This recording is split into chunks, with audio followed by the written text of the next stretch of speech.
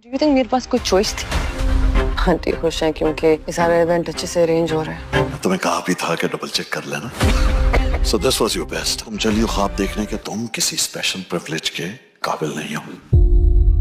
अगले इंटरव्यू के लिए तुम अच्छी तरह से तैयारी कर लो, क्योंकि एक बात तो तय हो गई है कि ऐसी दावतें होती होंगी जहाँ कुछ भी चलता है, मेरे घर में नहीं। तुम ऑपरेशन थिएटर में लोगों की जिंदगी बचाओगी।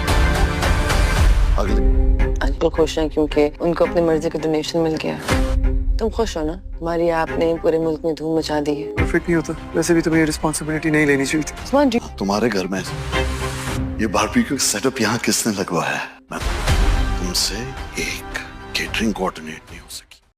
सलमान की कामयाबी अब पूरे घर के लिए खुशी का सबब बन चुकी है। उसकी बनाई हुई ऐप ने पूरे मुल्क में धूम मचा दी है और इसी बड़ी सफलता को सेलिब्रेट करने के लिए घर में एक शानदार पार्टी रखी गई है। सभी लोग बेहद खुश नजर आ रहे हैं। सानिया भी अपने शौहर की इस बड़ी कामयाबी पर फख्र महसूस कर रही है। उसके ससुर को वो डोनेशन भी मिल चुकी है जिसकी उन्हें लंबे समय से उम्मीद थी, और आंटी भी इस वजह से सुकून में है कि पार्टी का हर इंतजाम वक्त पर पूरा हो गया है। लेकिन सानिया की जिंदगी में मुश्किलें इतनी आसानी से कहाँ खत्म होने वाली थीं। उसने पूरी मेहनत से कैटरिंग और बारबेक्यू का इंतजाम किया, मगर बारबेक्यू सेक्शन से उठने वाला धुआं धीरे धीरे पूरी पार्टी के माहौल को खराब कर देता है।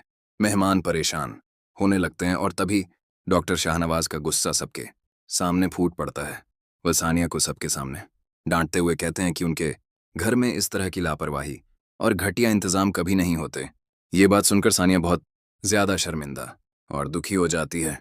सलमान को भी अपनी बीवी की बेइज्जती बिल्कुल पसंद नहीं आती, इसलिए वह बाद में सानिया से कहता है कि उसे यह जिम्मेदारी लेनी ही नहीं चाहिए थी।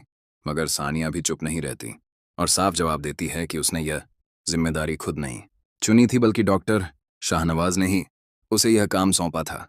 इसके बावजूद डॉक्टर शाहनवाज उसे यह एहसास दिला चुके हैं कि वह किसी भी काम के काबिल नहीं है।